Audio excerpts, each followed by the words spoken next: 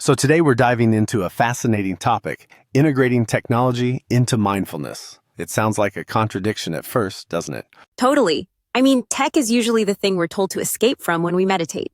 But it's not all bad. There are actually tools that can deepen our practice, not distract us. Like mindfulness apps? Exactly. Apps like Headspace or Insight Timer give you guided meditations, progress tracking, and even calming soundscapes. It's like having a meditation teacher in your pocket. And I think the data aspect can be really motivating. When you see a streak or how many minutes you've meditated, it gamifies the experience just enough. True. But here's a question. Do you think relying on tech might dilute the essence of mindfulness? That's a fair concern. Mindfulness is about presence, not productivity. But I'd argue that if tech helps you start and stick with the habit, that's a win. Right? It's more about how you use the tool.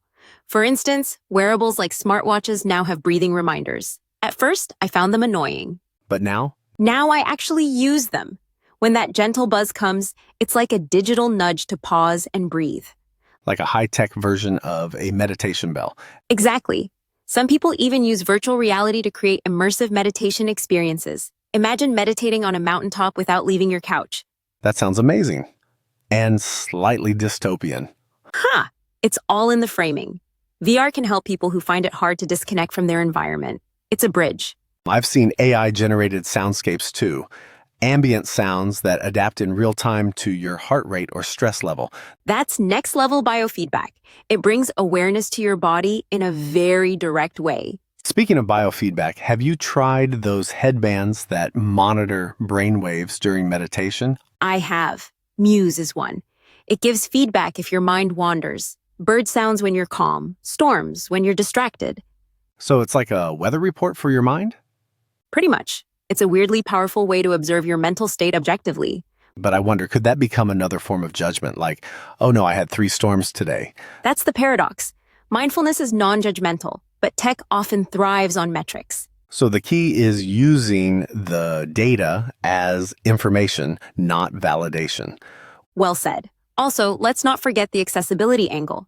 Tech breaks down barriers. It brings mindfulness to people who might never visit a meditation center. That's huge. For example, guided audio sessions can be a lifeline for people dealing with anxiety or PTSD. Or people in rural areas without access to in-person resources.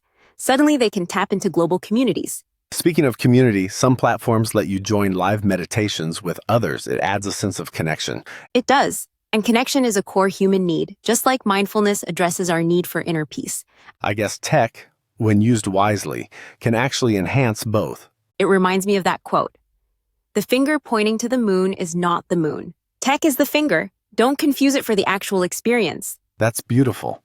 So the goal is always presence, no matter the path you take. Exactly. Even a smartwatch ping can become a doorway to awareness, if you treat it as one. Do you have a favorite way tech has helped your own practice? Honestly, it's the most boring one. Reminders. Just a daily nudge that says, take 3 breaths. It's simple but surprisingly powerful. Mine is actually ambient sound apps. I'll throw on ocean waves and just breathe. It helps me shift gears fast. See, that's the beauty. It's not about complexity, it's about intention. Right? But there's a fine line, too. If you're constantly switching apps or checking metrics, it defeats the purpose. Totally. It's like buying a bunch of yoga mats but never actually doing yoga. Guilty. But seriously, I think balance is key. Let tech support your mindfulness, not steal it. Maybe we need digital mindfulness, to be mindful of how we're being mindful. That's meta, but real. So what do you think the future holds?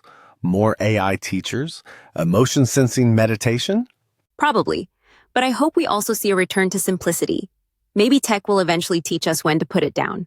That's the dream, a tool that knows when it's no longer needed. Like training wheels. They help until you can ride freely. That's a perfect metaphor. Maybe mindfulness tech is just that, training wheels for inner stillness. And once you've found your balance, you realize the stillness was inside you all along. Well, that feels like a wrap. Or maybe the start of a longer, quieter conversation. Let's leave our listeners with that. Next time your phone buzzes, maybe just breathe. Who knows? It could be your moment of mindfulness. And if not, there's always an app for that.